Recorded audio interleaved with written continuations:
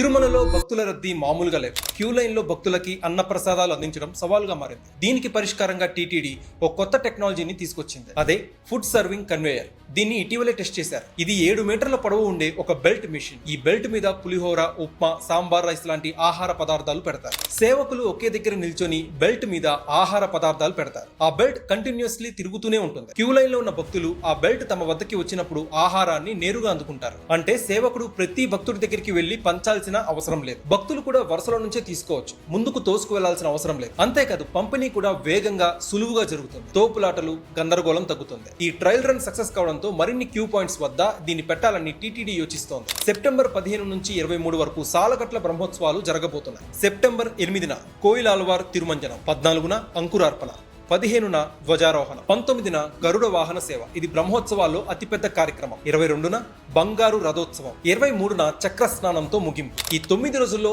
ఆర్జిత సేవలన్నీ కూడా రద్దు చేస్తున్నారు. విఐపి బ్రేక్ దర్శనాలు ఉండవు. వృద్ధులు, దివ్యాంగుల ప్రత్యేక దర్శనాలు కూడా నిలిపివేస్తున్నారు. ఎన్ఆర్ఐ దాతల దర్శనాలు కూడా ఉండవు. ప్రోటోకాల్ ప్రముఖులకి మాత్రమే మినహాయింపు ఉంటుంది. ఇక సెప్టెంబర్ 18 రాత్రి 9 గంటల నుంచి సెప్టెంబర్ 20వ తేదీ ఉదయం 6 గంటల వరకు ఘాట్ రోడ్స్ లో ద్విచక్ర వాహనాలకి నో ఎంట్రీ. గరుడ సేవ రద్దీ దృష్ట్యా ఈ నిర్ణయం తీసుకున్నారు. రద్దీలో పిల్లలు తప్పిపోకుండా, కిడ్నాప్ కాకుండా ఉండేందుకు చైల్డ్ ట్యాక్స్ పంపిణీ విస్తృతంగా చేస్తున్నారు. కొండ మీదకి భక్తులు వెళ్లే మార్గంలో ఈ విధానాన్ని అమలు చేస్తారు. చిన్నారికి ఒకటి, పేరెంట్స్ కి ఒకటి చొప్పున మొత్తం 2 ఐడి కార్డ్స్ అందజేస్తారు. దానిపై పిల్లల పేర్లు, తల్లిదండ్రుల మొబైల్ నంబర్, వారు బస చేస్తున్న ప్రాంతం, టోల్ ఫ్రీ నంబర్ అన్ని కూడా వివరంగా రాస్తారు. రద్దీలో పిల్లవాడు తప్పిపోతే ఆ ట్యాగ్ చూసిన సిబ్బంది తల్లిదండ్రుల్ని వెంటనే సంప్రదించగలుగుతారు. అంతేకాదు తిరుమలలో ఏర్పాటు చేసిన integrated command and control centre ICCC ద్వారా వందలాది సీసీ కెమెరాలతో ప్రతి ప్రాంతాన్ని నిరంతరం పర్యవేక్షిస్తారు. ఓవరాల్ గా తిరుమలలో ఇంట్రడ్యూస్ చేయబోతున్న ఈ లేటెస్ట్ గైడ్ లైన్స్ పై మీ ఒపీనియన్ ఏంటి? కామెంట్ సెక్షన్ లో పంచుకోండి. Please like, share and subscribe.